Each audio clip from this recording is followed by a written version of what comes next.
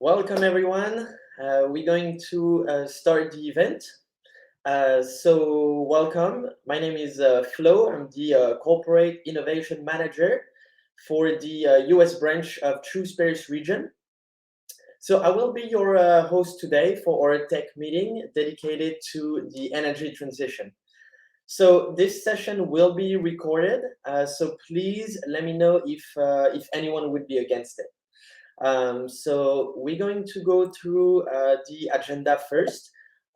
So after a short presentation of what we do, I'll provide some key figures about the overall energy industry.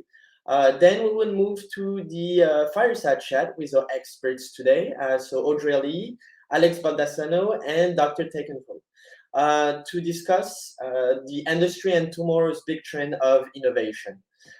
We will then finish this event with a selection of innovative companies presenting their solutions and products. We will answer questions at the end of the Fireside Chat. So if you have any to our experts or to our startups, feel free to use the question feature of Lightstorm to ask a question. All right, so let's jump into it with a short presentation of True Space region and what we do. So for some of you who don't know us, True Space region is a catalyst for business and innovation. We partner with Fortune 500 corporations in order to support international companies willing to expand and set up business in the Paris region. So thanks to our presence and vibrant tech ecosystem located in San Francisco, New York, Beijing, Shanghai, and of course Paris, we are in touch with over 4,000 international companies every year. So this unique relationship with large corporations on one hand and with innovative, fast-growing companies on the other hand, led us to create the Global Open Innovation Network about 5 years ago. And so through this global program, we organize about 20 events a year to foster business and technology partnerships between large corporations and startups. And so since the pandemic moved our events online, it allowed us to connect actually and get in touch with more people, more companies. So it has been a pretty interesting experience. So we cover a narrow of technologies and topics, as you can see here, from mobility to AI, retail, smart cities, and you name it. Um, so today we are going to be talking about the energy industry. So first, I wanted to show you a brief overview of the energy industry. Of course, it's composed of different actors from various industries. So it's ABB, NL, GE, EDF, etc., etc. So the key figures I wanted to share today. Wanted to stop on three main figures really quickly to set up the base of our discussion with the panel.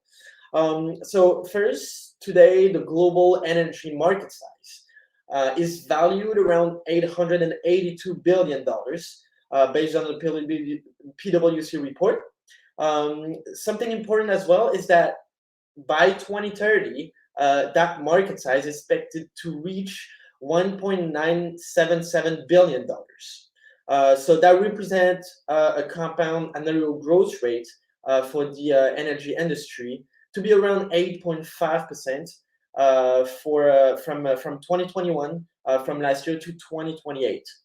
And so those trends and industries where new energies are like a prominent trend today, as we can see here, are the solar energy, wind turbines, hydropower, and bioenergy.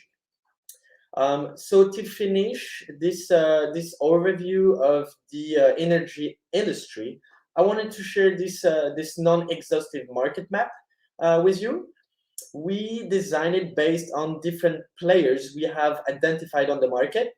It's missing a few actors, of course, but it gives us a good understanding on what's happening these days.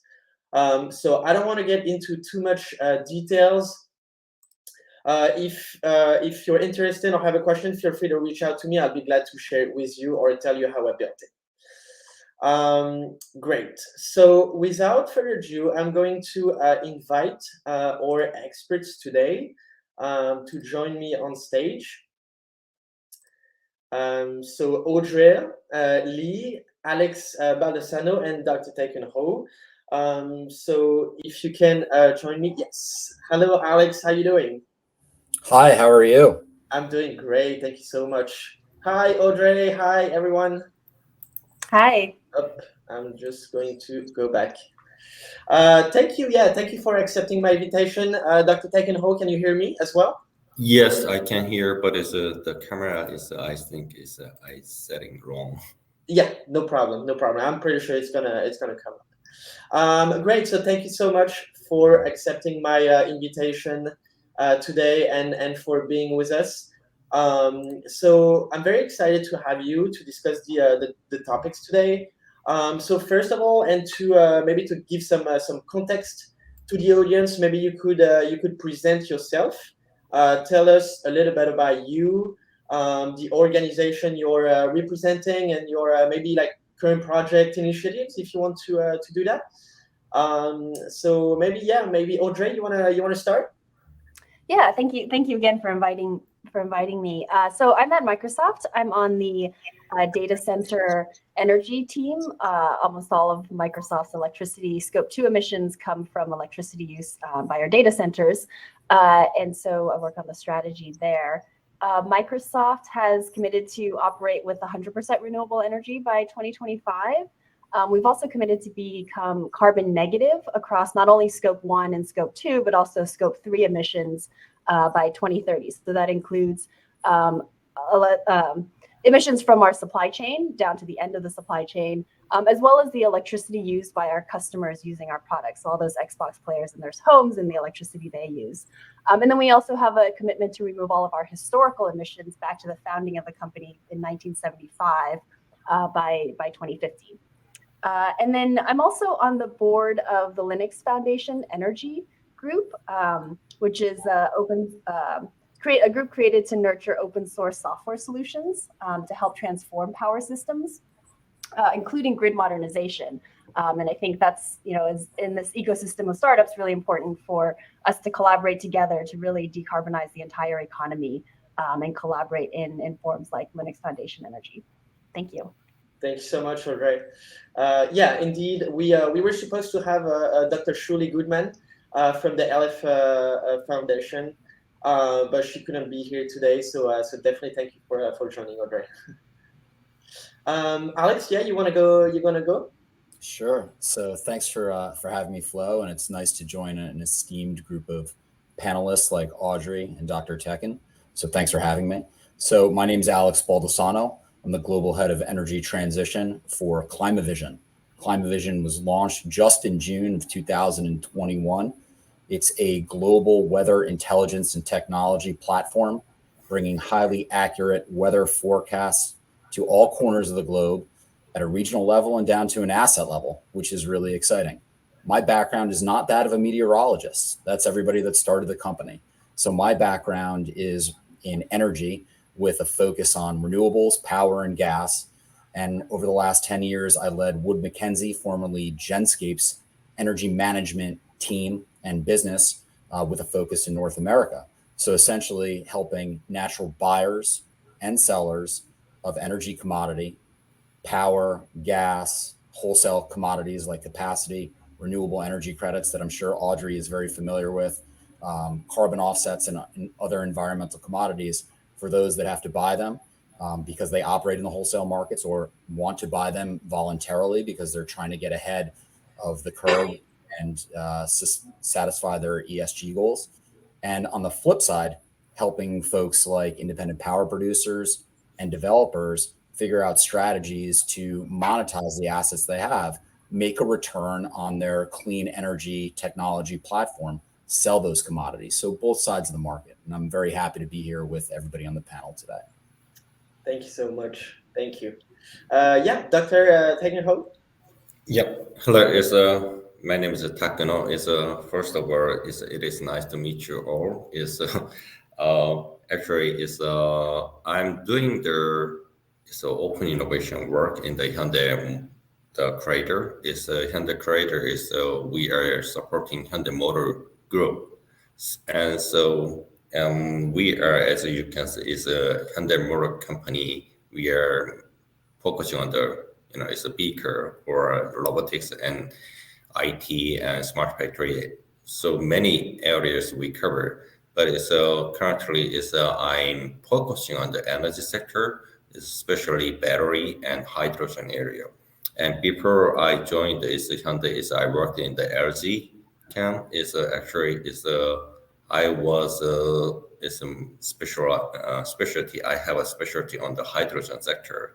So I hope I can, its answer is any kind of my knowledge is supporting for this discussion. Yeah.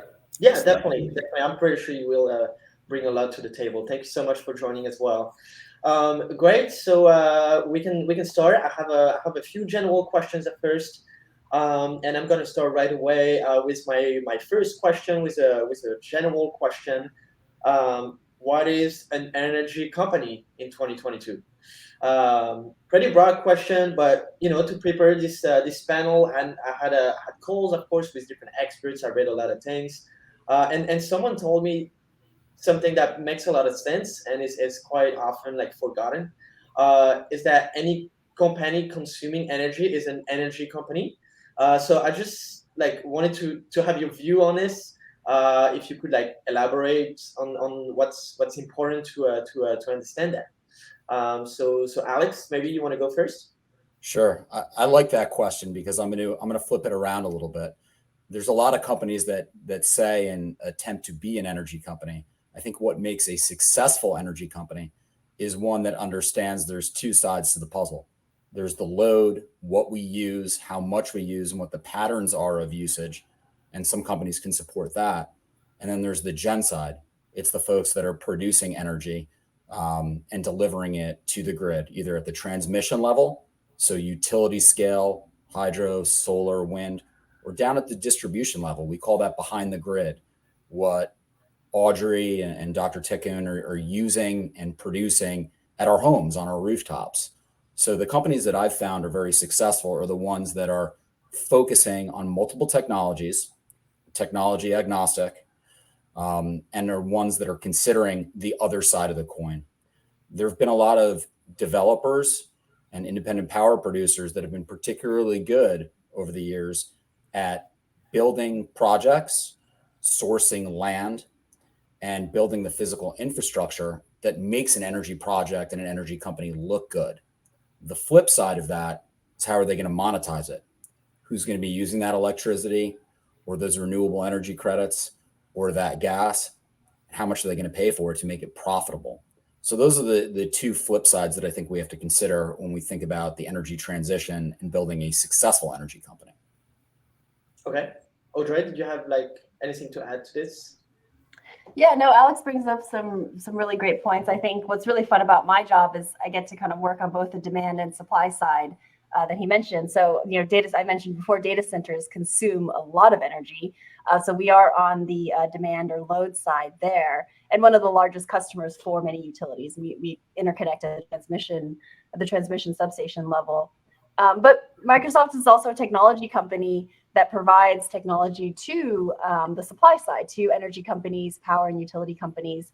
And so there's great opportunities for us to collaborate. I think we just put out a blog post today at 14 minutes ago, actually, about how one of our data centers in Dublin are going to have grid interactive UPS, uninterruptible power system, that will connect to the air grid D3 market and provide grid services when there is a need to integrate and match that supply and demand on the transmission grid.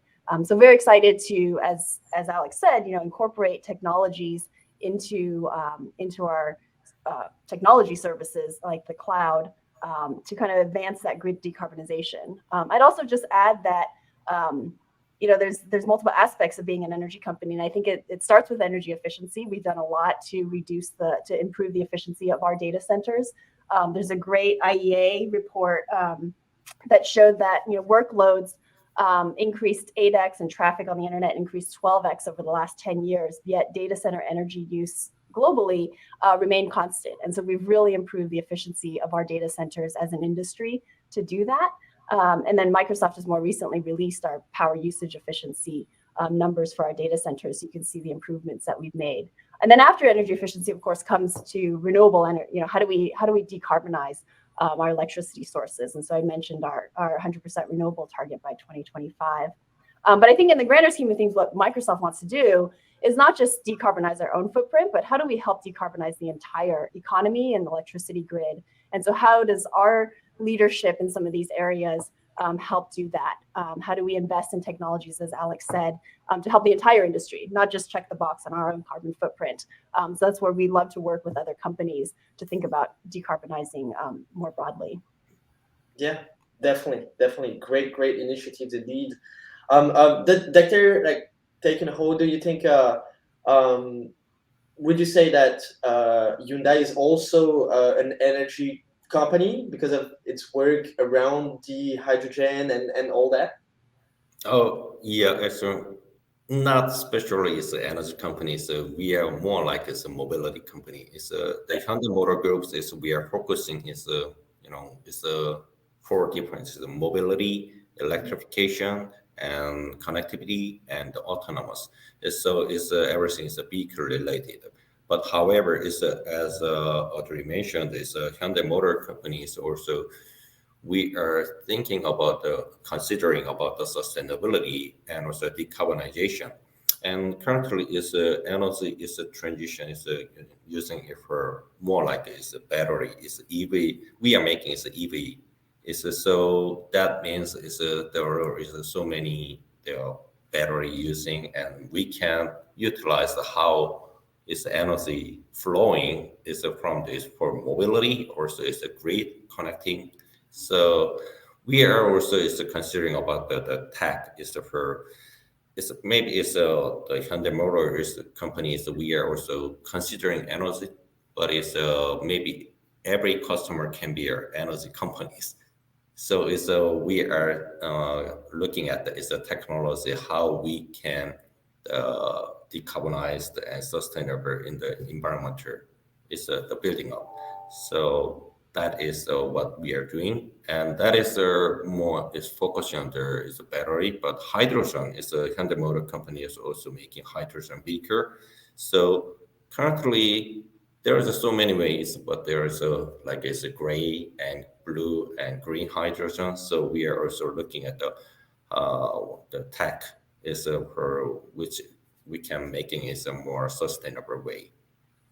Mm-hmm. Yeah, definitely. So you all pretty much mentioned this carbon reduction, decarbonization, which everyone talks about, and I mean, all reports lately have been stating like addressing downfall, all right, in terms of carbon reduction. But if companies and countries with usually like strict policies are not really reaching those objectives, where is the problem? Where where do we need to work on like even more to get that worldwide decarbonization? Audrey, maybe.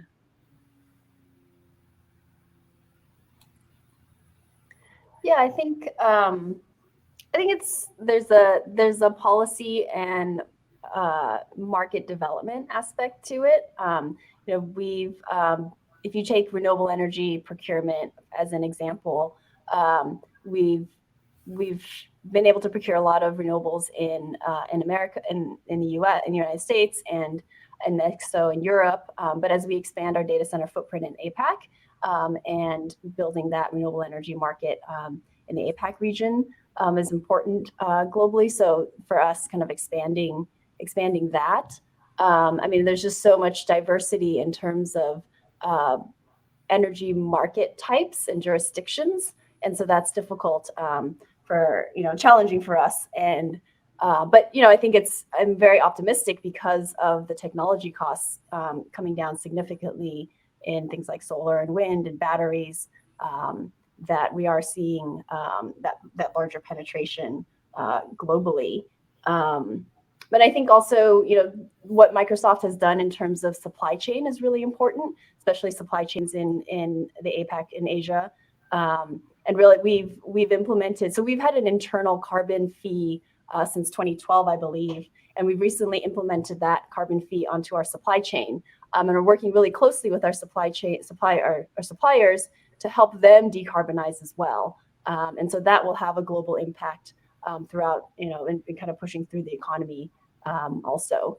And then in terms of investing in new technologies, we have our Climate Innovation Fund. It's a 4-year fund that's investing $1 billion into not only carbon, but also waste, ecosystems, and water. And so looking at climate equity, climate impact, underfunded markets, and how does that share alignment with Microsoft's own business and customers. And so we invest in startups through that as well. I think that will have global impact. Nice. Yeah. Alex, you wanted to... Yeah, a lot of what Audrey said really resonates with me, given my background at one of the world's first premier environmental commodity hedge funds back in the early 2000s. The regulation creates a market, but if the regulation is changing with different regimes, the market mechanism may not be there, it may not be sustainable, it may not be ironed out. And investment in these technologies and these large-scale projects that can really move the needle, whether it's an energy project or it's a clean carbon project that affects industrials or transportation. These are other aspects of the decarbonized globe that we're not talking about on this panel right now. If those market mechanisms aren't there, there's less certainty for the private and the public sector who's investing money that supports these initiatives. So I think we're getting there slowly. The blueprint was there with the EU ETS in the early 2000s that had covered entities that had to buy carbon offsets. So that was sort of the benchmark for an environmental commodity market that's worked fairly well. But right. You need to take the entire globe, and the entire globe is advancing at the federal level, at the state level in different ways. The voluntary carbon market and the voluntary renewable energy markets are also nascent, which creates uncertainty from the investor base. So it's a testament to innovators like Microsoft that they're willing to invest in startups that are taking a punt on these technologies working, breaking even, and being profitable, in addition to them decarbonizing, the world. I think what's particularly interesting about the space, and when I think of something that's universal that helps move us forward to the place where we're net zero or negative carbon impact, is the need for top-notch data that's supported by big databases and large tech. And the reason that's important is we're going through a change right now in the climate, globally and locally, where I think everyone on the phone and participating understands that there are climate crises and short-term weather events that are occurring in our backyard that are large in scale and odd, black swan weather events. And this is occurring globally. These events impact the grid. They impact how we use different technologies and what we do going forward. Back in the day, historically, the paradigm over the last 20 years was, let's look at localized weather data back 20 years. Let's take all of that data, put it into a pretty simple regression model, and then we have some level of confidence in what the weather is going to look like tomorrow on an hourly basis, in 2 weeks, a month, and a year, and we can plan our operations about that. That's been flipped over the last 5 years in particular. So now what we have to rely on are new technologies and AI and machine learning techniques to figure out, hey, what's going on now, but what's going on short term to capitalize on the market mechanisms that Audrey's bringing up and to profit on them, and to make long-term investment decisions, climate change, going out beyond 1 year, 2 years, out to 10 years. Because the technologies that we're talking about implementing, whether it's behind the meter, it's in my garage, a battery I'm putting up to support, a Tesla, whether it's a utility scale solar project, or maybe it's wind coupled with battery. And these are relatively new nascent battery technologies. From the investment standpoint, we need to make sure that there's a return and that these technologies are functioning and operational beyond the short term. So that's something that we have to consider going forward. So the need for technology providers to support big data and the AI necessary to make these investment decisions and then optimize in the short term are absolutely critical. And we've never been in this space before. We were able to just rely on historical norms because it was normal. But we are in uncertain times globally when it comes to weather events and climate change. Yep, I agree. Definitely.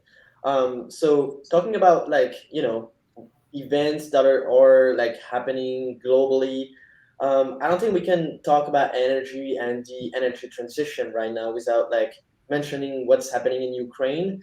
I wanted to know like how is that affecting not only the energy industry but the energy transition. So who has something on this? For me, it's okay. It's I cannot. It's it's my personal opinion. Actually, it's everybody is so feel is that there is some issue about the supply chain. It's even the oil price is going up. That is maybe much pollution is causing it. But it's it's a Hyundai. Is we are kind of we are a manufacturing company. Is so we are very sensitive for is the secure the supply chain. And we mentioned about the decarbonization, and so we are is making EV, and but there is some issue about this supply secure the supply chain of their resources, and so that price is going up. That is preventing to is to adapting the fast spreading out the EV and the market. That is critical.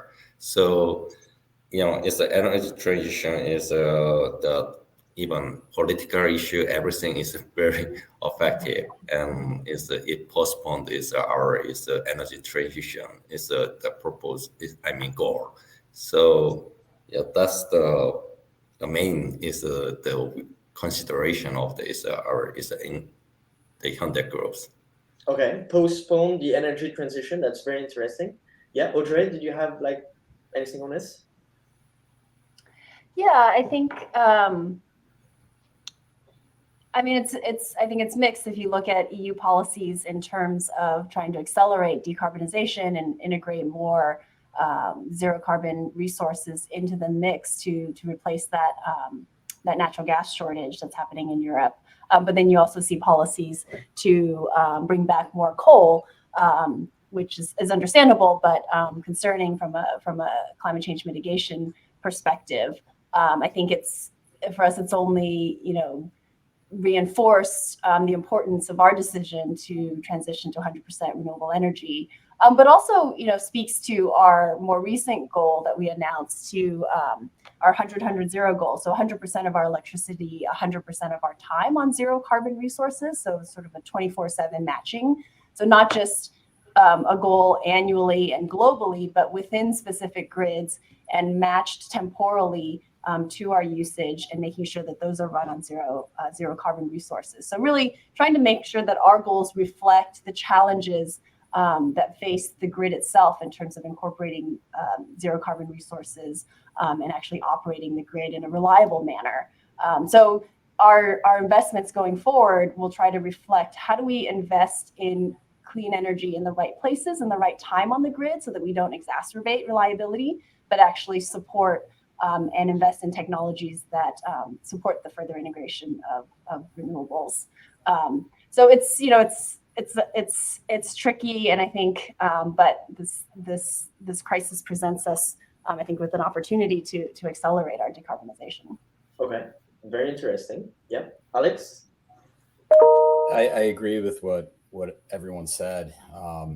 It really emphasizes the need to accelerate the energy transition.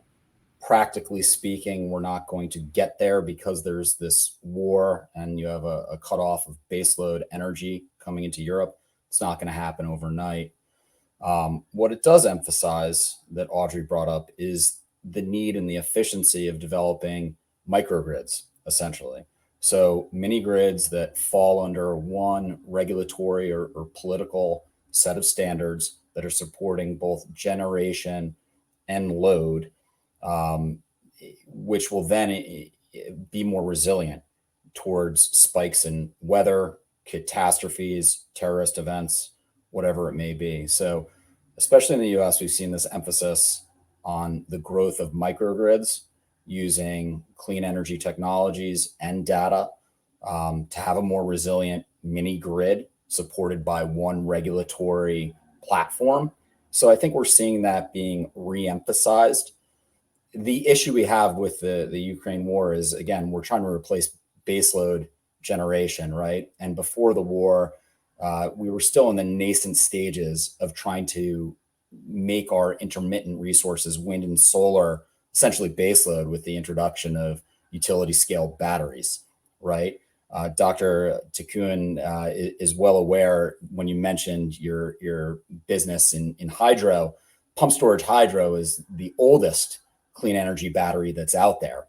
It's just hard to deploy on a massive scale. It's there already. But when we're deploying new lithium ion batteries to support utility scale solar and wind throughout the world, and those technologies are relatively new and unproven, and quite frankly, not as profitable without government subsidies existing on their own, it's hard to do. It's hard to transition because of this one event, but it is emphasizing the need to do that.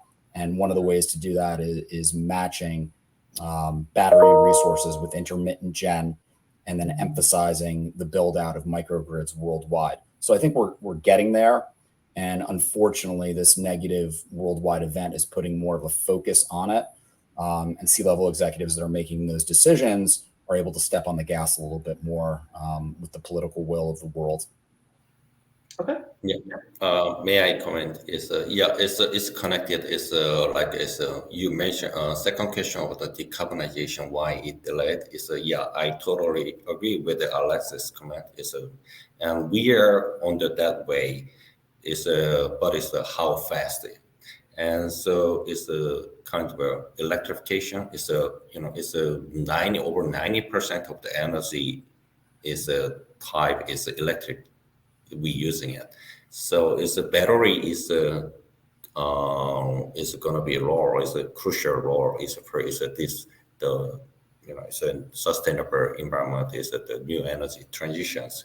But as you mentioned, the regulation and the rules is very different. It depends on the geologically. It's nation and state, and so that's why it's even transition for the EV.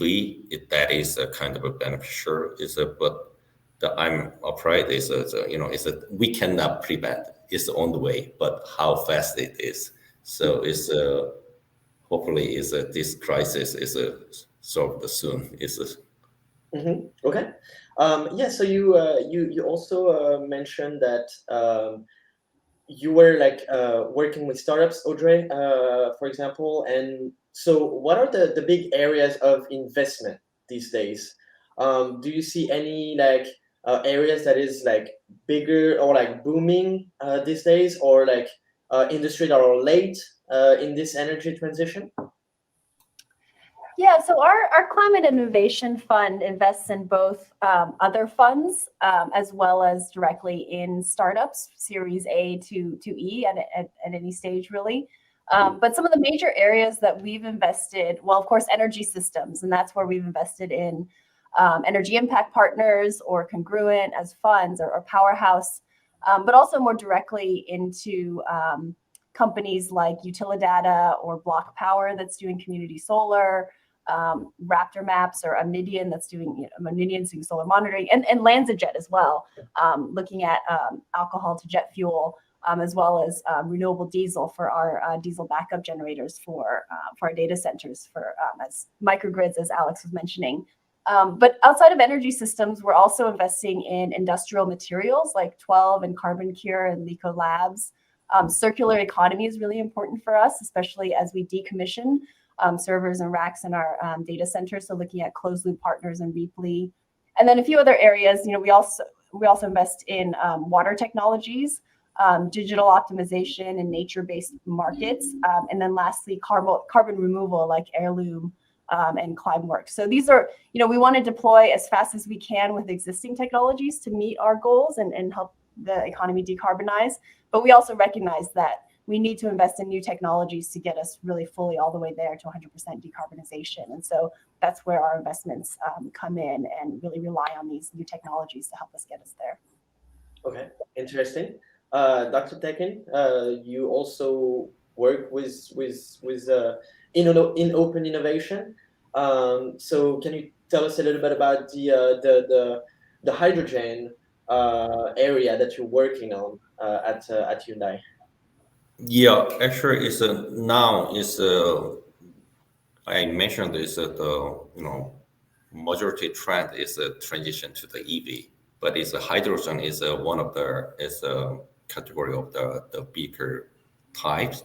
So, but it's limited because of the hydrogen supply chain is not setting up. So it's the Hyundai Motor Group. So we try to the building up ecosystem and the environment is utilizing hydrogen, and so that one is we're looking at the technology company is startup is hydrogen production, hydrogen storage, and the best way is for the care about the sustainability. And Alex mentioned about the decarbonization is I think one of the reason of there is the delaying of the decarbonization is the reason is there is a technology is the carbon sequestration, we collecting it, but anyway we need to utilize it to making it valuable. So the regulation is driven for the decarbonization and sustainability, but to self-sustain it need to be monetized, and the company is to making a revenue. So how we can make it that is we can rely on this some solution we can find the tech. So hydrogen is one of the solution, and we also need to care about how we can handle the CO2. That is also it's not separated, it's connected. So we are looking at both core technology, looking at the making our environment. That is what we are doing right now. Okay, Alex, same thing, like the kind of area that you guys are working on to help this global energy transition. Sure.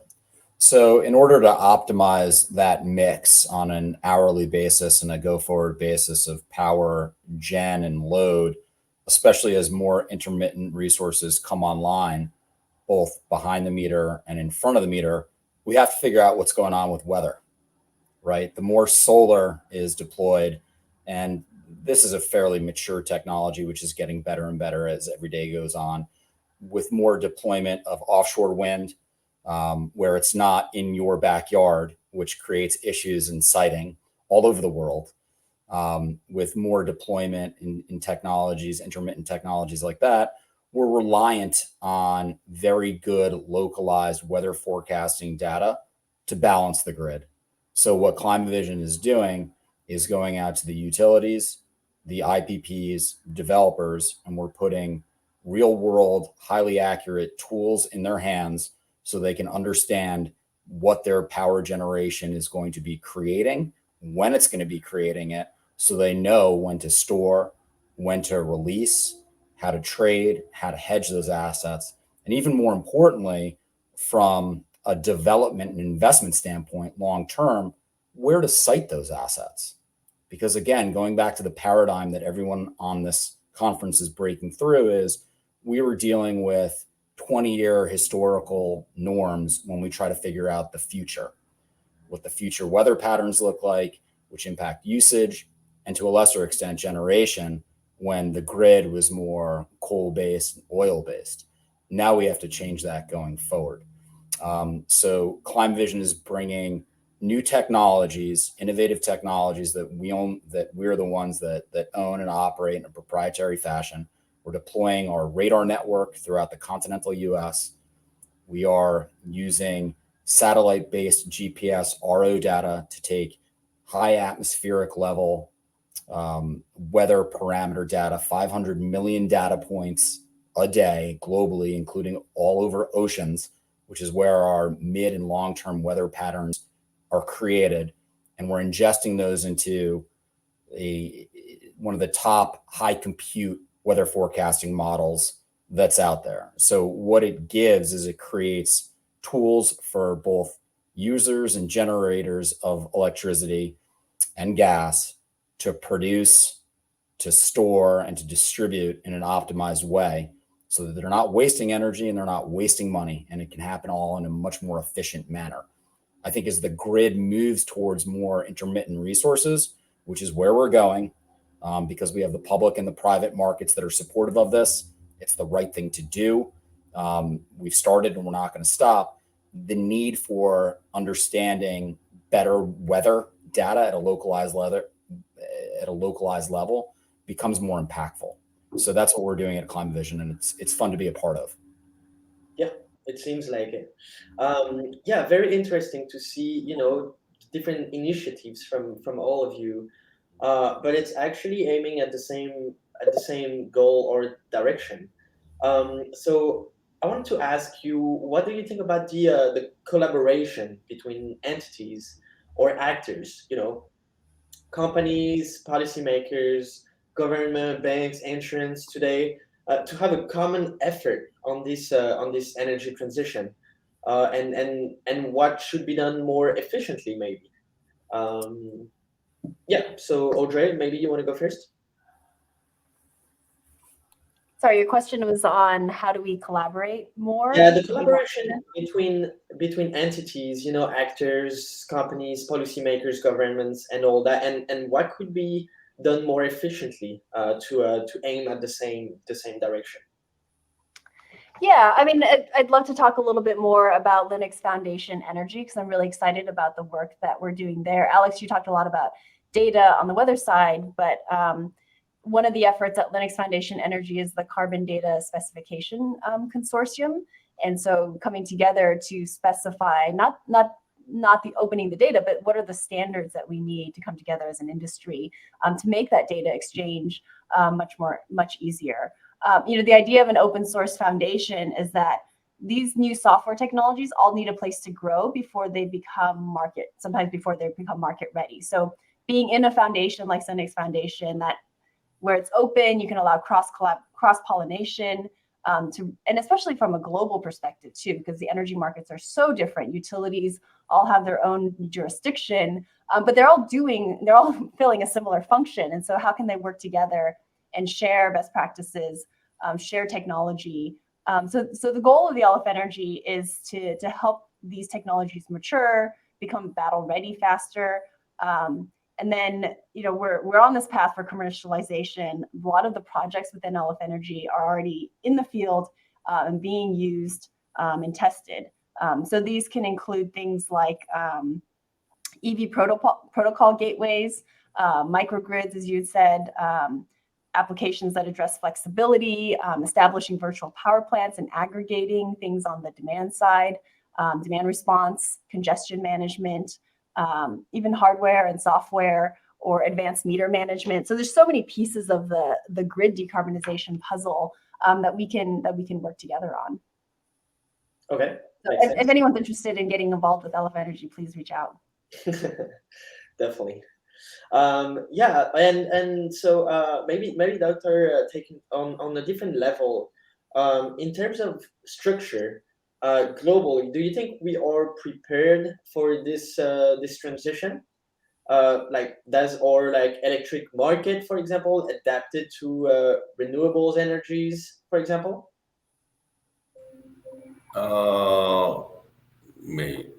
I don't know exactly, but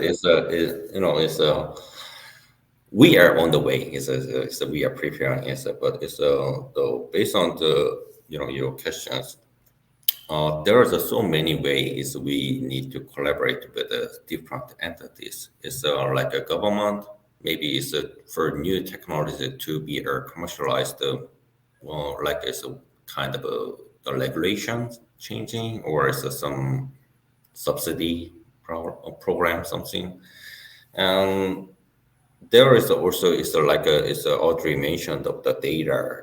Data is a collection, and the management is really important for deploying is the sustainable is the energy spread out, because for example now is a big growing about the EV market, but that we consider about the second life of the EV is it can be utilized at the ESS, but it's the someone need to be a guarantee about the life cycle of the ESS. So that is also related with the data collection, how to managing it.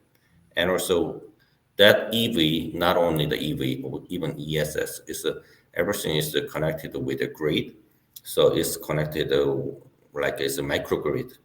It's a program. So it's how we it's a collaborating. It's how we can managing it. That kind of is a very complex problem. But is everyone is as a tech develop is everybody is finding is the solution is the best way so I think it's yeah, we are on the track. It's a good track. But it's how fast is it depends on the tech development. Yeah, definitely. Alex, yeah, on this collaboration structure for the this energy transition globally. Yeah, there's two things I want to bring up. Number one, the will of the different entities and the different market participants seems to be moving in the right direction, where the way daily operations used to be more rigid when it comes to utilities, government regimes, retail energy players, independent power producers, or traders, and fossil fired gen, that seems to have changed recently. And I think the reason is the public markets are looking to invest in ESG funds. And in the publicly traded side, you need to be able to say, hey, we might be an oil company with 90% of our revenues in oil, but we're moving towards green hydrogen, solar, wind, whatever it may be. So it's the will of the people and the asset managers that are looking to invest into funds, equities, and portfolios that support the green energy economy. It's the money that's pushing this to start, but it's the underlying investor that's saying, you know what, I'm willing to take a hit on my return if I feel good about what I'm investing in. So that starts, and then all of a sudden you have publicly traded utilities and fossil fired companies that say, okay, our stock price is impacted by the buyers and sellers of our stock. Let's build up our clean energy groups. Let's hire some industry experts. Let's take a punt and let's change. And I've seen that change occur over the last few years. Now, transitioning to data, one of the biggest problems that I've seen in the electric and gas utility space, especially as we see the proliferation of electric vehicles at the residential side, is, oh my gosh, the load profiles at the residential and commercial level are changing. How do we manage our grid? What do we do? These things are changing behind the meter and we don't have data. So new technologies that are getting in at the customer level, at the wellhead when it comes to production, at the outlet level when it comes to usage. This is all critical data that can be aggregated and rolled up to the people that are making investment decisions and trying to change long-term business operations. The utilities, the retail energy providers, the investors that are out there, and the new technology companies that are looking to fill a gap in understanding. So I think it's really spectacular when I'm seeing investment in new tech, big data companies that are really trying to figure out a baseline of what's going on at the wellhead, at the customer meter. Because when you have that information, the folks that have been operating on historical norms feel more confident to support the growth and innovation that's going on as we move towards this transition. So I think it's happening right now, and I see that will there, supported by politics, the private markets, investors, and innovators. If I can just add, Yeah, no, great points. If I can just add on to what Alex said, I think what I see a lot of pitch decks from startup companies, and there's a lot of grand visions of being the end-all energy company for everything, and that may be a function of how we invest in startups. But in order for us to go faster and really get us there, I think we need to work together more. And that, Alex, you brought up a lot of great points about data, but how do we? No one company can know everything, and we really must learn to how do we share this data, because with that visibility across different data layers, we will be able to accomplish so much more, so much faster. Startups, I think, like to think of themselves becoming unicorns, and that may work from a more consumer product side, but I think in the energy side, it's just so interconnected. There's not one company that's going to rule it all. I think if we start working together, think about how different companies complement each other, I think we can get there much faster. I would love to add to that point. It's reminding me of a weather conference I was at with some PhDs, some of the best Mets in the country, a few months back. And one of the users who operates and makes decisions based on weather to deploy crews, to optimize assets, to get peakers ready, he said, listen, there's a lot of great data out there. I'm looking for an easy button. I need to know how data is not the end all be all. It's how that data flows into a decision-making platform so that I could easily understand what I should do, when I should do it. Because if you're just bombarding me with great data that's precise, accurate, all of a sudden it's very cumbersome for me who's trying to make a decision on how to run my fleet. So what I see with a lot of data companies that have access to unique data points, providing visibility that we haven't had before, is it is just data. And then it turns out that the users of this data say, so what? What do I do with this? I have 50 million data streams. I'm one person. I'm a 5-person team. Let's put it all together.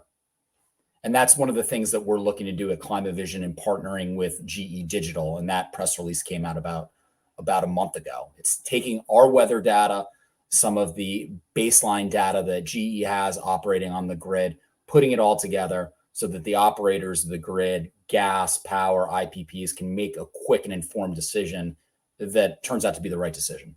So that's a great point, Audrey. Yeah, no, I mean, another example, Microsoft has its Cloud for Sustainability, which is a platform to help kind of pull all that data together and create this ecosystem of like Microsoft's not going to build what Climavision has built, right? We want Climavision to be a part of that ecosystem to help inform customers and pull it all together, because we can't do it alone. Yeah, more collaboration is definitely the word. Great. Well, I have 1,000 more questions for you, but unfortunately, we have to wrap up this discussion to stay on schedule. Thank you so much again. Very interesting. Thank you very much, Audrey, Alex, Dr. Takkeun. It's for your insight. Yeah, thank you again for accepting my invitation today. Yeah, you can surely stay with us for the second part of this presentation. Thank you. Thank you. Thanks so much. This was fun. Bye-bye. Great. So we're going to continue with the presentation. And our first startup today will be Michael Brady. So Michael, if you can join me on stage. So there we go. Michael Brady is the Chief Commercial Officer for Trillium. And so we're just going to wait a few seconds until he comes on stage.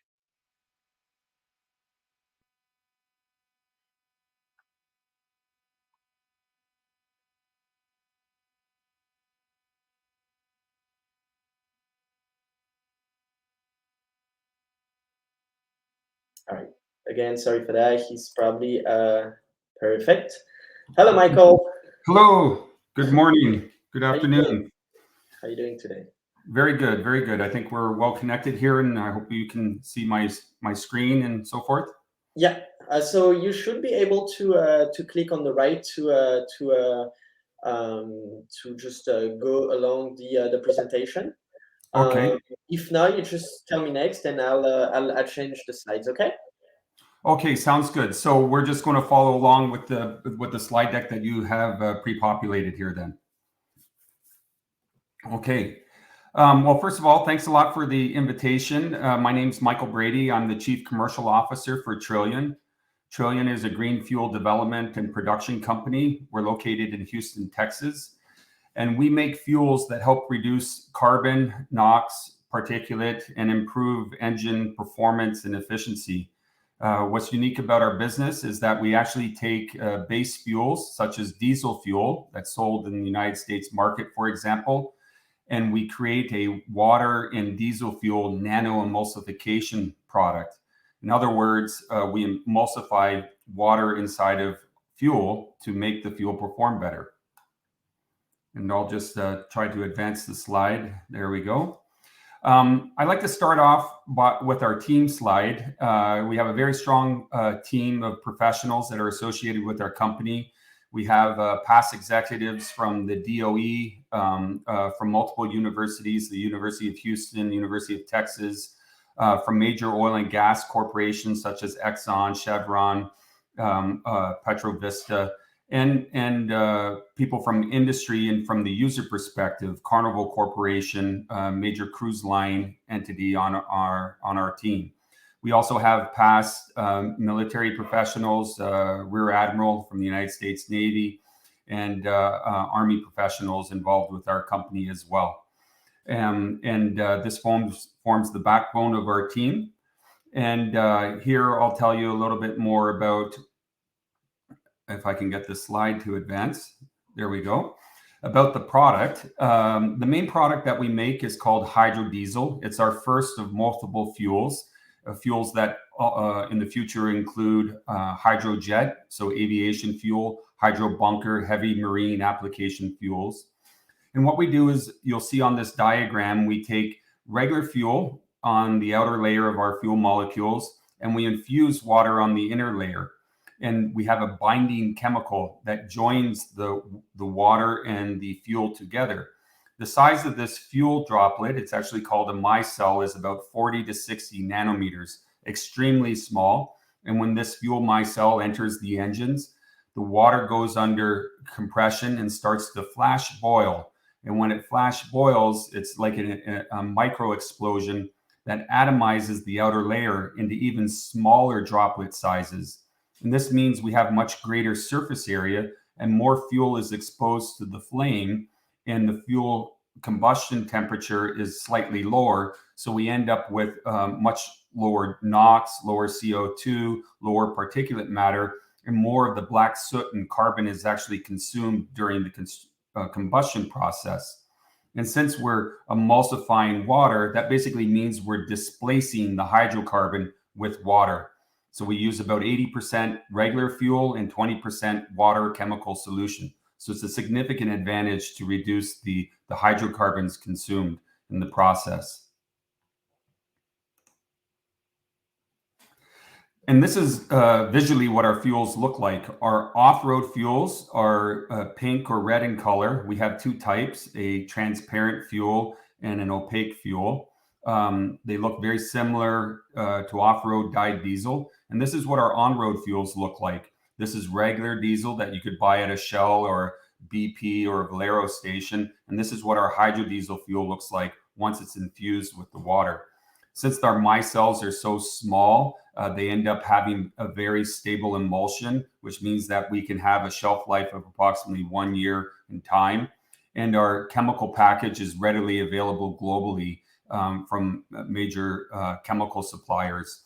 And again, we're producing more power, better emissions, and so forth. And this next slide summarizes very well the main points that are the differentiation of the product. We're reducing lower emissions, extending the engine life. We greatly improve the efficiency and performance of the engines. So we actually see engines that have a better fuel oil economy, improved horsepower and torque, less requirements for fuel oil changes because there's less carbon deposited inside of the engines.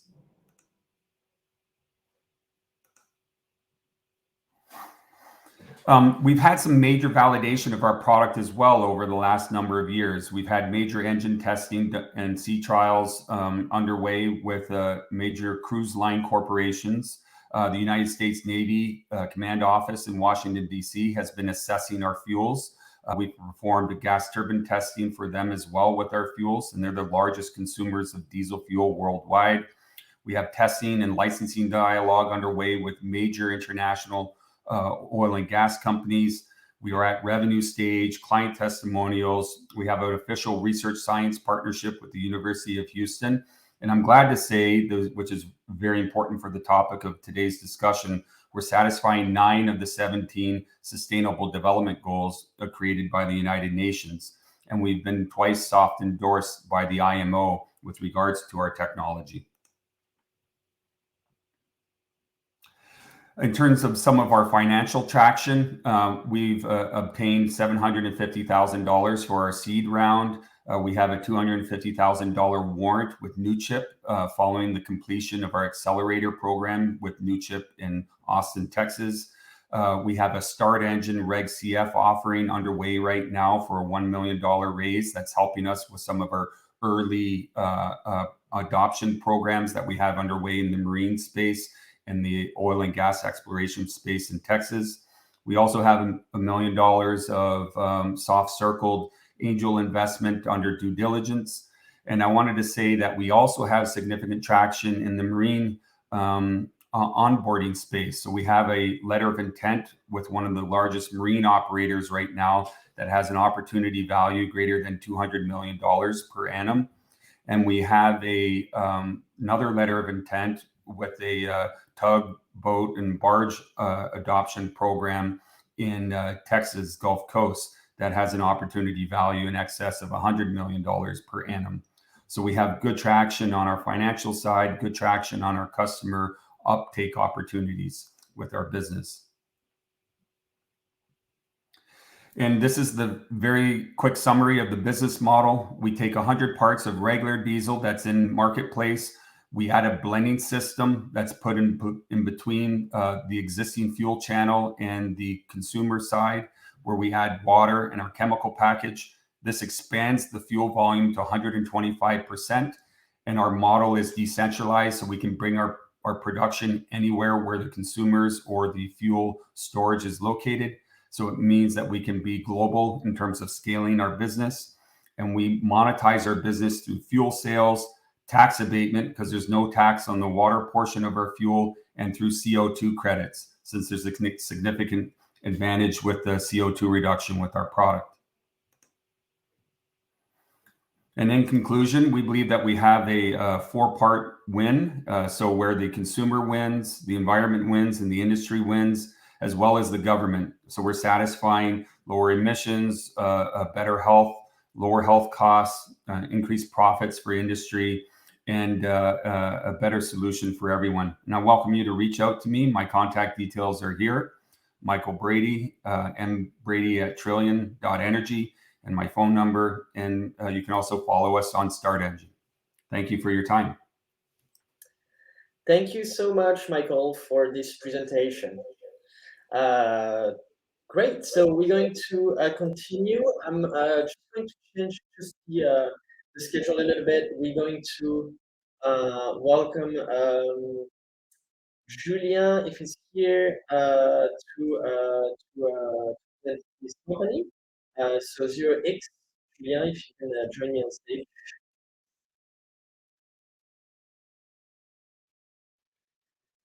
Hi. Hi, Julien. How are you doing? I'm doing well. Good evening or good morning to you guys from beautiful Bali. Great. So yeah, you have like a meeting a bit later, so that's why I changed. Yeah, we're actively raising funds, and since I'm based in Asia right now, for me, like the night hours are kind of scarce to find. So I got Founders X funded a little bit. Brief introduction, though. Thank you so much for giving me the opportunity. My name is Julian. I've been working in deep technology developments for the last 17 years. Run multiple companies for Kleiner Perkins, for example, among one of them that converts waste into hydrogen. And they ran out of patience a few years ago. And now I'm sitting here at a beautiful Bali, Indonesia, where I also spent COVID, and we are converting household waste from the little communities we have here into clean gas and bricks, which the gas is used for power generation and the bricks are used as building materials, but also carbon storage at the same time. And what gets us into Paris is we have just, we're a small company out of Germany, but with the US headquarter, just won the tender for a project called Cometa, which is probably the world leading green hydrogen project for waste to hydrogen. And that is based in Paris. It's funded by the Wastewater Treatment Association and the Municipal Solid Waste Association.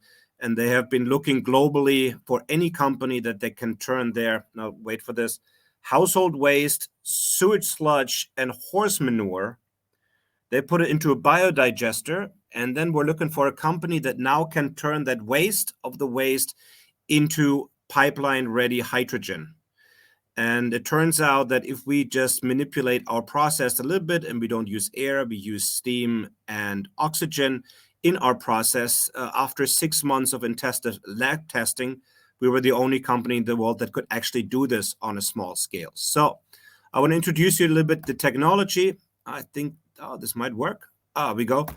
Energy price in Europe are going up. We all know that part. I don't need to walk you through that too much. Can I switch this again? I want to show the technology. This is a machine we have developed with German government funds for rural power applications initially. So this was initially tested for Tata Power in India, here in Bali, Dominican Republic. The idea is that you take all these different waste streams, like real world waste, not, picked apart waste streams that you can, almost become an industrial product. You can take all these mixed waste streams, we put them into a high temperature reactor. We're using a one-stage gasification process, which you see under number 3. At number 4, we're removing the fine and solid particles, and this is one of the big clues we have now integrated, is that at the temperatures we work at of almost 2000 degrees Fahrenheit, a lot of the minerals start melting and then they start hardening, and usually those reactors collapse. In our case, we're actually grinding them down inside the process, so we are producing a clean gas, and we're producing something we call biochar, which works well as a fertilizer if you have very high quality waste streams, or it works as a building material in bricks, for example. And if we look at this thing now as a commercial unit, this whole thing comes inside a container. This is what we're delivering for Paris right now. And this includes the feedstock hopper, our machine, which is completely remotely managed from Germany. It comes in a 20-foot container, but it's a fully integrated thermochemical reactor that produces now, if we use steam and oxygen, the gas composition on the left side. With 2 additional chemical conversion processes afterwards, we're able and proven and externally validated to produce pipeline-ready methane for the Paris application. And that obviously right now, as all of Europe is looking for new sources of natural gas replacement gases, is quite a big deal. So in a summary, I'm keeping this very, very short. After 17 years of development, we have come to this point where we produce energy, we produce gas. And this gentleman you might know, we just started a new partnership with a company called South Pole to actually convert now our only byproduct, which is the biochar, into clean building blocks, as you see here on the right side. So we're saving carbon emissions in multiple ways. We're diverting from landfills the bio waste that we have, like here in Bali, which usually is very wet and emits lots of methane, goes straight into our reactor. We obviously skip the whole transportation part. Our machines are very small, so this is an on-site solution. And then we're storing a lot of the carbons inside our char, which then we turn into building blocks, which again replaces concrete, which is also very energy intensive. So it's like a 4-time whammy. And if you look at what this technology can do, it's a great solution for decentralized power. Initially, as I designed for farm applications in India, so you can power your own farm with your own waste. It is great to keep pollution under wraps. So if you have sewage sludge, for example, again, India, decentralized markets, we can run human feces, whatever, anything through the machine at 2000 degrees Fahrenheit. It will be chemically stable. All bacteria will be eliminated. We produce hydrogen on a very small level. Our smallest machine we use here in Bali is about 5 kilograms of waste per hour dry, so about 20 kilograms wet. So we could even build a decentralized hydrogen infrastructure. That means instead of, be using big refineries doing all the transportation of hydrogen, we could produce the hydrogen on site, even when the sun doesn't shine or the wind doesn't blow. Our machines power up within a few minutes. If you want to, they also power down every single day. And they work on numerous waste streams, from straw to municipal solid waste. Plastics, the only thing we're a little bit hesitant right now is we have too much PVC. We just simply haven't tested that. And we are heavily government funded. We have received about 3 million euros in the last 2 years alone of German government funding. And also just come off a call with Start Engine. We did a WeFunder round last week, which finished. Did about 500,000 euros there, which is great for us because for every euro we raise in the US, we get 5 euros on top of that for free from the German government. So we're probably going to be doing a Start Engine round next. So this actually aligns very, very nicely. And because we have won this beautiful tender in Paris and no other company could do that, we have numerous new projects coming up in the Dominican Republic. We're looking for strategic growth partners to bring this technology to global markets out of the laboratory. And we see ourselves as a real impact company solving multiple problems. And partners, investment, friends are welcome to make a difference together. Thank you. Thank you so much, Julien. Great technology. I'll have to come to Paris soon. It's going to be amazing. What a cool place to do an international pilot. Come on. It is. It really is. It beats the rural farms in India. I mean, nothing against farming in India, but it's different. Yes.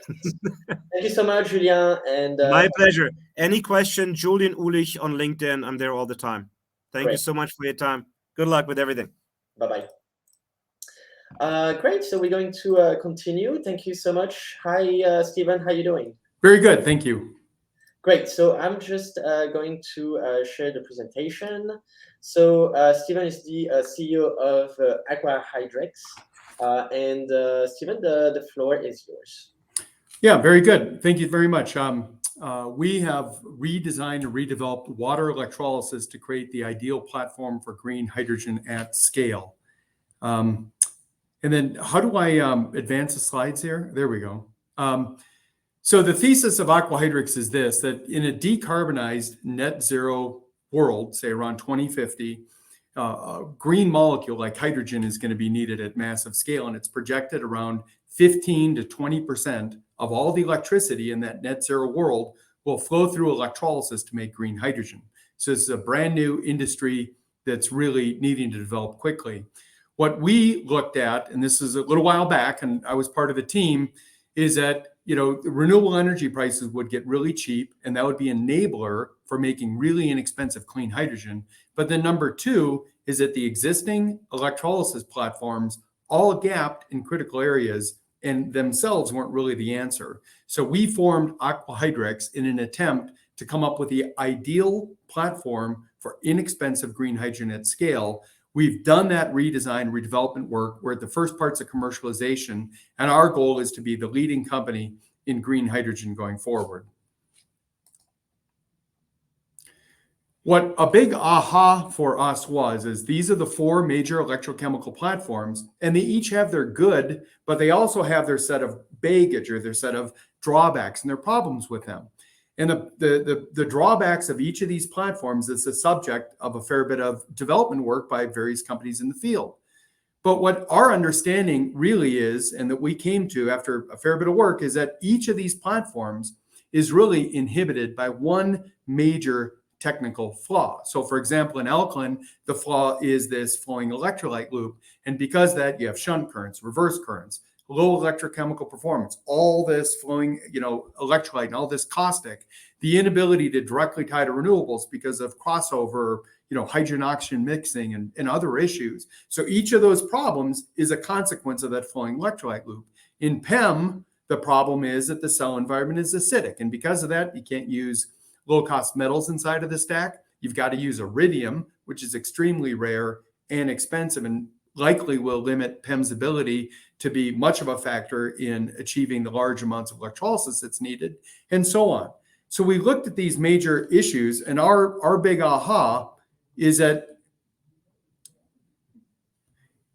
in these 4 platforms, that the flaws of 3 of these in the PEM, solid oxide, and alkaline formats are all like fundamental to the platform. So in that example of PEM, that the cell environment is acidic, well, that's fundamental to the platform. PEM is proton exchange membrane. Proton means acid. So you can't fundamentally fix that flaw. You can only try to address some of those problems, but they each have trade-offs when you go to solve them. But the issue, the core flaw in alkaline being the flowing electrolyte loop, that should be readdressable through re-engineering. And if you look in the literature for the past 80 years, people have tried to address that, but nobody's been able to do it. And that's the core challenge that we took on to really fundamentally solve a major flaw here to come up with the ideal platform. And we've invested in that effort that's come up with this clean sheet redesign that tracks towards being an idealized innovation for green hydrogen. We've got multiple breakthroughs and very broad, strong, fundamental patent protection on that. Our system concept is a very compact, modular, scalable 5.5 megawatt electrolyzer system that's quite inexpensive because it's got alkaline type costs, but PEM type performance, and also very highly responsive for direct tidal renewables, ramping up and down with the wind or the solar, very efficient across the broad operating platform, an inexpensive platform because it again, alkaline costs in that PEM environment, and then inherently scalable. We made several design decisions for manufacturability and for field serviceability to really get this right, not just at the electrolyzer level, but at the overall project level as well. We built really a strong commercialization team, pulling people from roles where they've been able to do it before in terms of early stage commercialization. Then I want to point out the lead investor that we've had to date, True North Venture Partners, is the company that conceived of and built First Solar from scratch to what it is today, for example. And our chairman, Mike Ahern, he led that First Solar journey, and he's still the chair of First Solar today. So we're starting on this journey. We're in our Series B right now. We've got an exciting company, and would love to engage with anyone from this ecosystem that would love to chat. Thank you very much. Thank you so much, Stephen. Great technology again. Thanks. Thanks so much for joining today. Great. So we're going to move on with our next presentation. So Janice, if you can join me on stage. Hi. Hello. Hello. How you doing? Good. I'm just trying to figure out my No camera. problem. So I don't have your presentation, so you can definitely hit the share button, and at the top you have a share screen button. Perfect. So why don't I go ahead and just share my screen now.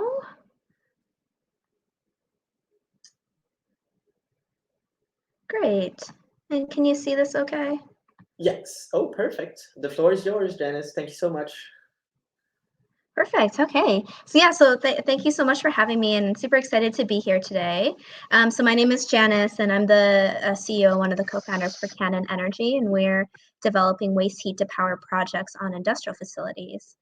There you go. And so maybe just a quick context here of why we're working on waste heat to power. So not many people know this, but over 50% of energy that goes into an industrial site ends up being rejected and not being utilized for what work they're intending. So a lot of this wasted energy can be actually reutilized or converted into something else like power. And so waste heat to power is something we're focusing on because there's just plentiful waste energy out there that we can harvest that's right now being not put to work. So this is who we are. We're a clean energy company, and we've transformed industrial waste heat into 24/7 carbon-free energy. And we also have a financing business model here, which actually provides these projects at no cost to the facility, and we actually pay them if they don't want to pay for it themselves. So it's a kind of an energy as a service model. If some of you are familiar with, say, Sunrun, for example, think about us as like the Sunrun, but for industrial facilities and waste heat to power. So this is a preview of how our business model works. So let's take an industrial facility like a steel plant. They have a lot of waste heat as a byproduct of turning iron ore into steel, and that waste heat is just vented into the atmosphere currently. But what we do is we run it through what's called an organic Rankine cycle turbine. This is off-the-shelf technology, and we have selected a few vendors that we really like. And then we turn that that waste heat into electricity, which we sell for energy and carbon revenue. So the Cannon's role in this is that we are developers, so we'll go and scope the opportunity and see if there's anything that is worth pursuing, or if not, then that's fine. We kind of walk away. There's no strings attached. But if there is an opportunity, then we will support on the engineering, design, and construction. We'll also do the operations as well. And then finally, we'll provide the capital if that's needed. So our business model, really, the point of this is to just reduce as much friction and hurdles as possible to deploying a waste heat to power, because again, we think that there's a lot of wasted energy out there that can be put to good use. These are the different target markets that we're currently working in. The natural gas sector is one where we have our first portfolio of projects. We're also working on projects in steel, cement, and looking at some in the glass and fertilizer and biomass sectors. So why do customers and folks, why do they care about this? Well, there's an increased pressure to reduce scope 1 and 2 emissions, and so those are the pieces that we focus on. Oftentimes we hear the pushback that these industrial sites they've already identified waste heat recovery options, but they don't have the proper capital. Typically they like 2 years or less payback on these projects, but these waste heat to power projects are longer than that. This is why we have patient capital that can kind of come in this and to fill in this deployment gap. So there's no capital required from the company. And finally, companies actually get a new revenue stream. So in our energy as a service model, if we're not selling them back the power and we're selling the power to the grid, then we actually end up sharing the revenue with our customers. And it looks kind of like a royalty structure, for example. And then finally, this is not waiting for any type of breakthrough technology. There's gigawatts of deployed organic Rankine cycle turbines on the market today. So there's immediate ESG impact with very low technology risk. In terms of the market validation, we have over 450 megawatts of waste heat to power projects scoped across North America. We're getting pulled into Europe, so this is a great start for our European journey. And we know there's a lot of waste heat opportunities in Europe that we haven't tapped into yet. But we're having quite a bit of traction in North America already. We have over $500 million of projects currently at term sheet stage or later in North America. And we're currently working on our first portfolio projects. So the little plant there to the right, that's a mock-up of our one of the projects that we're currently working on. And so some profile highlights there. So one of the projects is about 11.2 megawatts. It will generate about 80,000 megawatt hours per year, and as a cost of $34 million of CapEx. And this is a project that will be releasing a press release actually next week on. So what are we looking for our partners? Well, we're looking for large industrial corporate partners that might have waste heat as a byproduct of the process they're looking to do something with. And we're looking for people who want to reduce their emissions and have targets that they want to hit without having to either put capital down or take technology risk. And then finally, those who want to reduce their energy costs or procure renewable energy credits, we're always open to speaking to you. And here's my contact if you want to get in touch.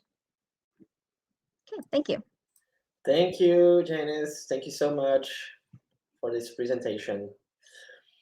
Great, so we're going to move on with Dr. Frank Ferrer. So he's the owner of H2 Sonics. So we're just going to wait for Dr. Ferrer, and I'm going to share the presentation.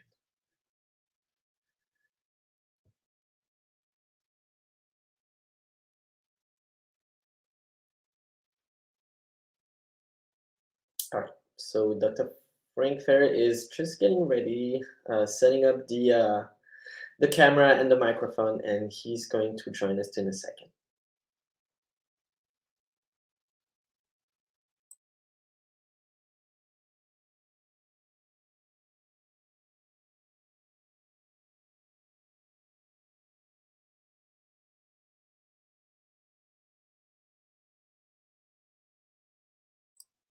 Sorry for that, just some issues, technical issues, but we should be able to have Dr. Frank Ferrer just now.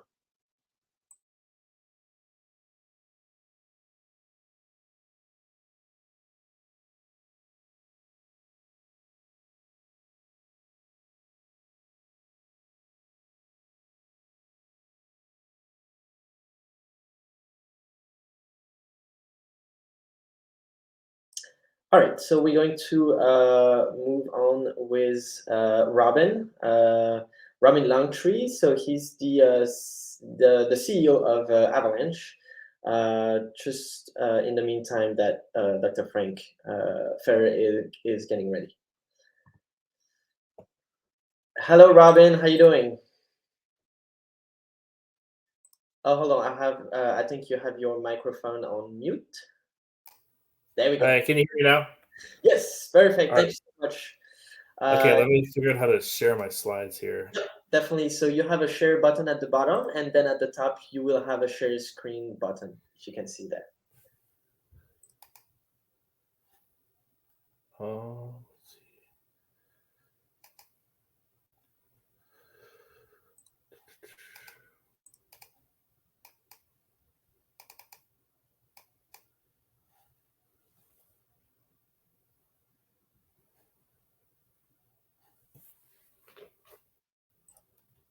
A sec. Yep, of course.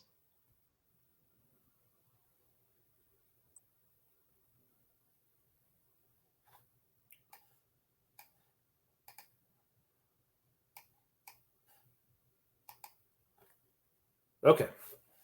Perfect. The floor is yours.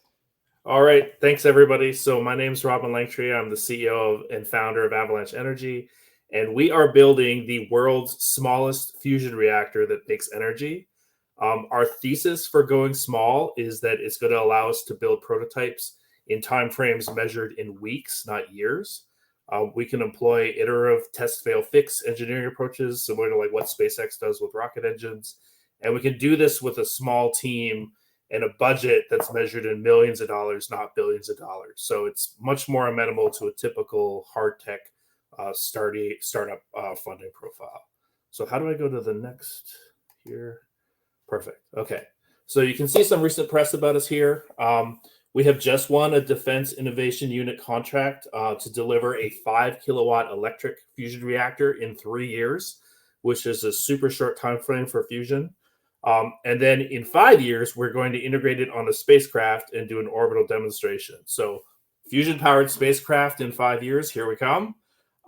We are being partially funded by the DoD, and so that's going to allow us to bootstrap to a first product a lot faster. And it gives us a very patient early first customer for the first units. And what we want to do is once we get there, we want to bring this technology back to Earth. We want to mass produce it, these fusion cells in what we're referring to as a gigafusion factory to try and get the capital costs down and then help the world achieve 100% carbon-free energy independence.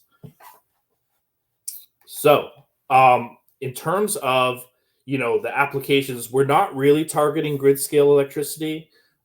We think there are good solutions there with solar and wind paired with storage, and there's already fusion companies that are attempting to do fusion power plants in the early 2030s. We think the main application for a micro fusion reactor is actually targeting areas where batteries don't have the energy density. So think long haul trucking, aviation, maritime shipping, distributed energy, those kinds of applications. So to be small for fusion, we can't use magnetic ion confinement or lasers. Those technologies won't scale down to the size we're talking about. So we're really talking about a form of electrostatic ion confinement. And so our reactor concept is based on a device called an Orbitrap. It's used widely in commercial mass spectrometry. And so essentially what we're doing is taking an Orbitrap and scaling it up in terms of size and voltage to be able to do fusion. So there's a picture of an Orbitrap here. The way it works is you have this rod, which is called a cathode at negative voltage. It's got a pinched shell around it. You inject an ion beam into the Orbitrap, and if that ion beam has the right energy matched to the cathode voltage, those ions will go into stable orbits around the cathode. And where those orbits cross, you can get fusion if you design the device correctly. And so, fusion plasma physicists always talk about the path to a net energy fusion device as the triple product, which is really just the confinement time, the confinement energy, and the confinement density. And it turns out the Orbitrap is really great at confinement time and confinement energy, almost optimal. And the big open question is, can you get to useful fusion plasma densities in a device like this? And so it turns out there's one additional thing we had to do to get to a useful fusion device, and that's confine electrons, negatively charged electrons, with the positively charged ions in the device. And so we did a lot of simulation on this, and it turns out the best way to do this is what's called magnetron E cross B electron confinement.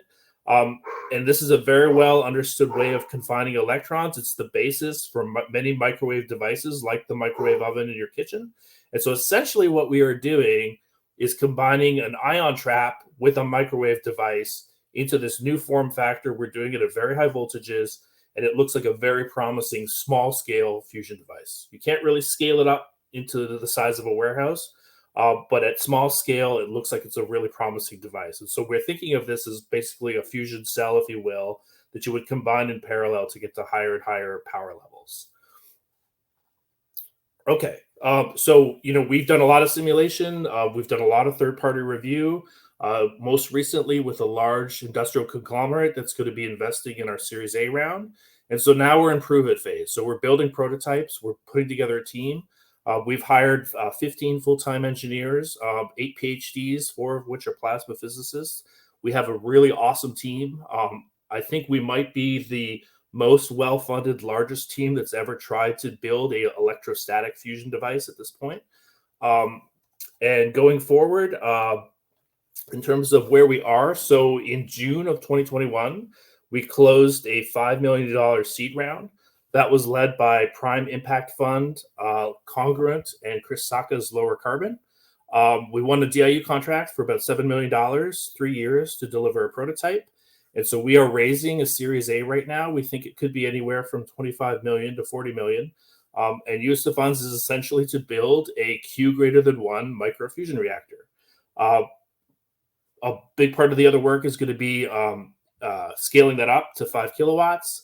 And then there's a nominal Series B that's going to happen in the future. That's all about scaling down the subsystems of the device and then delivering that prototype to DIU in 36 months. And then in 2027, we do the orbital demo and start first commercial applications is the plan. So I'll kind of wrap things up with a picture of the first prototype. So this, we got into our lab in August, got this prototype together in February, and very quickly after made our first fusion neutrons. And so we're in the process of scaling this up now in terms of the voltage, magnetic field strengths, and getting to higher voltages. You can see a picture of the core and one of the engineers putting it together for scale. This is the Orbitrap in here, and then this is the ion gun that's shooting the ion beam into it. So I will wrap up by basically saying thank you very much for listening to this talk. At Avalanche, we have 3 things we really want to do. We want to basically get 100% carbon-free energy independence for all peaceful, loving nations on Earth. We want to accelerate humanity into a spacefaring civilization. And we really want to make the science fiction that we all grew up with as kids real. Thank you very much. Thank you so much, Robin, for your presentation. It was great. Thank you, sir. Great. Perfect. We have Dr. Frank Ferrer. Great. So last presentation, it's working now. So I'm just going to share the presentation for H2 Sonics. And Frank, the floor is yours. You can tell me next for the different slides, okay? All right. So I'm Dr. Frank Ferrer. I'm the inventor of a new chemical process in the patented chemical process in the production of two major industrial inputs, hydrogen and high purity alumina. The slide, next slide, please. The importance of the hydrogen market, next slide.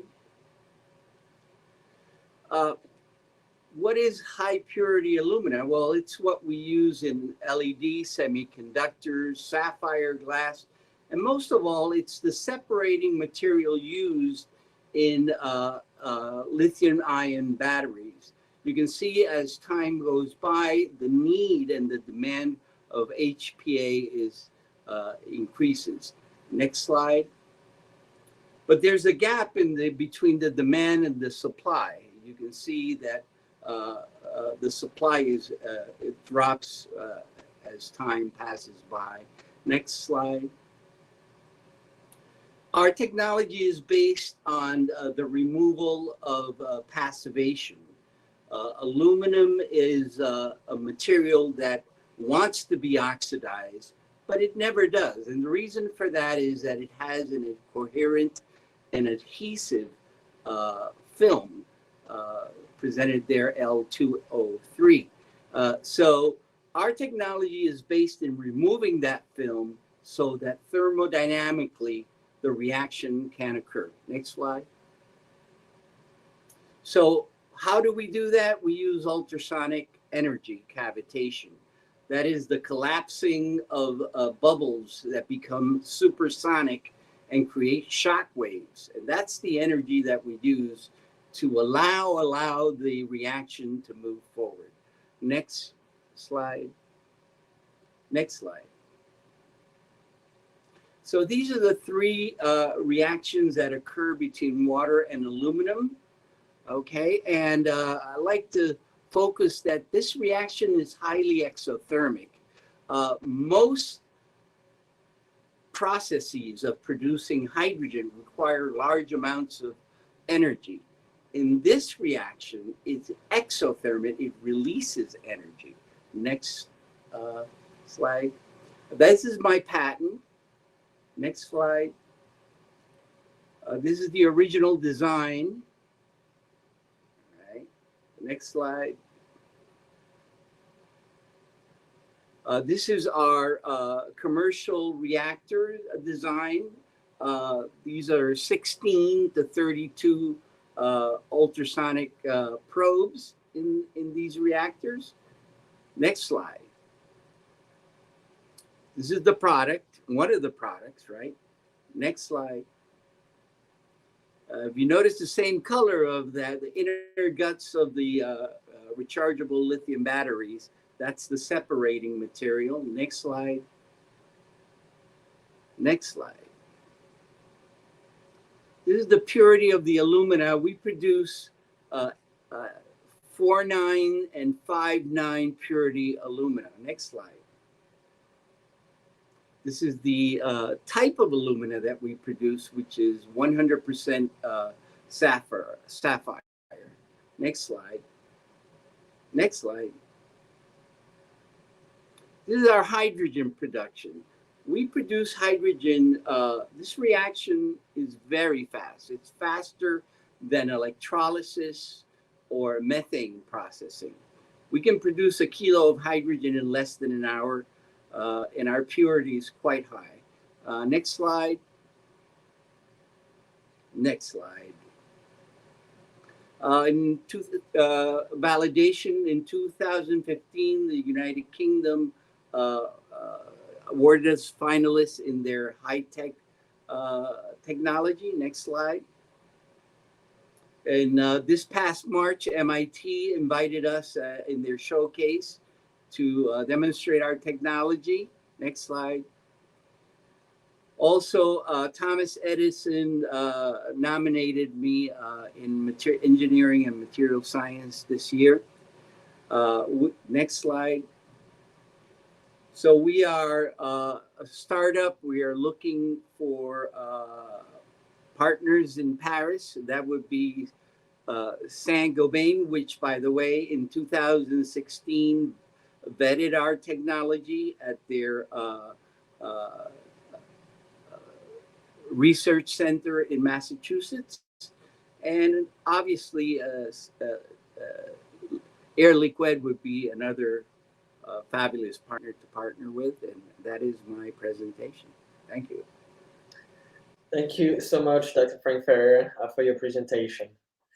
Great. So we're going to wrap up the event. So just wanted to show you the different events next time. So our next event will be in November around the mobility. So thank you again to all the presenters today. Sorry. And I hope to see you soon. If you have any question, you can reach out to me either via email or LinkedIn. Thank you again for coming by, and enjoy the rest of your day or your evening. Till next time. Bye-bye.